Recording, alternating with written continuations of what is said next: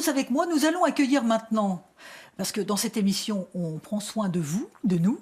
Nous allons accueillir maintenant la naturopathe Isabelle Schillig, qui va nous parler du petit déjeuner. Bonjour Isabelle. Bonjour. Bonjour. Et oui, aujourd'hui je vais vous parler du petit déjeuner parce que c'est souvent un moment important et un peu en France, on n'a pas l'habitude de faire des bons petits déjeuners.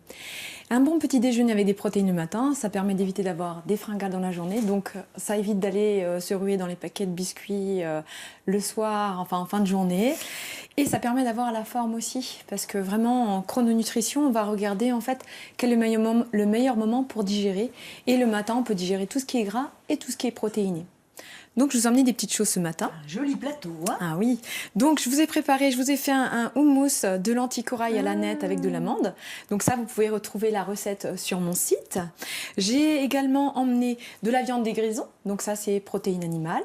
On peut également se faire un œuf à la coque. Donc ça, c'est très facile et souvent...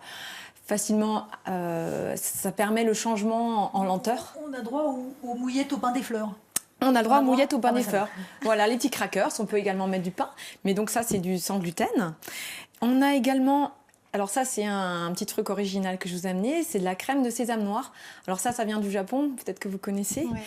Et ça, c'est vrai que ça donne un petit goût un peu amer, une petite touche amère. Mais ça mène des bonnes graisses aussi.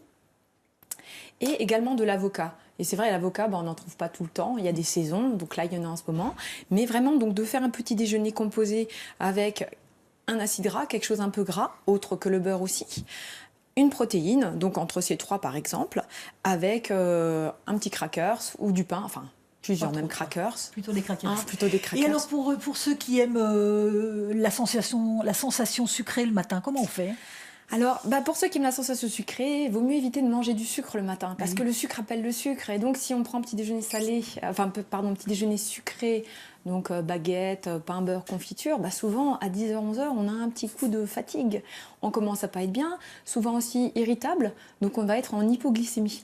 Donc, pour éviter ça, on va plutôt aller vers un petit déjeuner salé. Mais il n'y a rien de sucré quand même, hein, là. On évite si on peut. Après, quitte à laisser un petit peu, on pourrait mettre un peu de compote ou prendre des fruits, voilà, c'est ça. Voilà. On a le droit, un petit peu de compote de fruits. Plutôt compote, oui. Oh, ça va être dur. Non, mais quand on voyage, enfin, en tout cas dans les pays asiatiques, le petit déjeuner le matin, c'est vraiment comme le repas du soir. Oui, dans beaucoup de pays d'ailleurs, Ouais, c'est plutôt salé. Non, mais après, c'est une question de choix. Ou on veut être en forme, ou pas. Voilà. Ça, Mais c'est aussi vachement une question d'habitude en fait. Oui, c'est vrai aussi, vous avez raison. Finalement, moi je mange salé le matin ou alors je mange pas. Ça travaille ? Oui, mais c'est vrai que quand on a pris le pli, même 2 jours de suite à manger salé, c'est naturel. Après, il y a quelque chose qui s'instaure et ça marche bien. Vous devriez essayer parce que c'est vrai que c'est... Je vais essayer, je vous promets, je vais essayer. Moi, je dis souvent à mes clients, vous me croyez pas, essayez sur 1 ou 2 jours. Et après, c'est vrai que le déclic est pris. Et c'est facile, c'est juste des fois aussi nos idées, la culture aussi, la qui culture fait qu'on n'a pas l'habitude. C'est vrai que le petit déjeuner français, c'est pas vraiment du jambon et des œufs. C'est vrai. Voilà, dans les hôtels d'ailleurs, je ne sais pas si dans les hôtels maintenant, vous qui voyagez un peu, est-ce que dans les hôtels maintenant, c'est rentré un petit peu dans les habitudes, les petits déjeuners salés ? Alors dans les hôtels, en général, il y a ce qu'on appelle le petit déjeuner continental, où on a la possibilité de choisir tout ce qu'on veut. Ah bon. C'est-à-dire soit du salé, soit le truc traditionnel de la baguette française. Mais souvent, il y a de l'œuf et du jambon et du fromage proposés dans les hôtels. Ouais.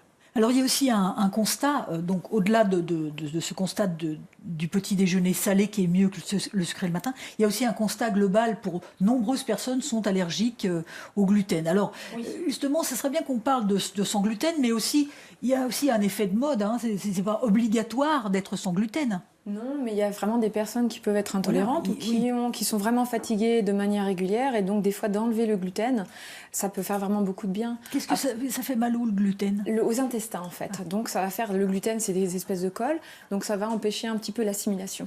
Et donc des fois de ramener du gluten et encore, ça irrite un petit peu les villosités, donc c'est dans les intestins et donc ça peut générer des inflammations. Donc des personnes qui ont beaucoup d'inflammation, souvent c'est bien de réduire vraiment le gluten. Et il y a des choses à faire, mais souvent on ne connaît pas, donc on trouve que c'est compliqué. Mais d'avoir essayé de le mettre en place sur quelques mois. Enfin, c'est vraiment pas trop compliqué. Moi, j'ai beaucoup de personnes qui viennent me voir aussi pour ça, dans ma patientèle, qui vraiment viennent me voir parce que ils doivent changer d'alimentation et donc passer sans gluten. Mais comment on cuisine, comment... Oui, vous êtes sans gluten, vous, Amélie. Oui. C'est un choix ou c'est une intolérance? Et vous allez bien, ça se voit. Alors, en fait, c'est pas vraiment une intolérance, mais lorsque j'ai eu arrêté pendant une dizaine de jours, j'ai constaté la différence d'avant et après. Et je me suis dit que j'avais pas envie de revenir en arrière parce que vraiment ça m'a fait beaucoup de bien dans toute la digestion globale, quoi. C'est-à-dire que je parle de ma vie intérieure, mais c'est très important. Et du coup, oui, c'est très important. C'est très important pour sa vie extérieure aussi. Exactement. Et en fait, ça générait chez moi une grande fatigue, la digestion difficile, quoi. Et depuis, j'ai récupéré beaucoup d'énergie, en fait. De vitalité. On retrouve vraiment ce côté, en fait, d'enlever le gluten. Souvent, certaines personnes, justement, qui vont être sensibles, vraiment, de nouveau, plus d'énergie, quoi. Alors, Isabelle, tous ces bons conseils, toutes ces recettes, on les trouve sur votre site que nous affichons en ce moment sur l'écran. Et puis, on va...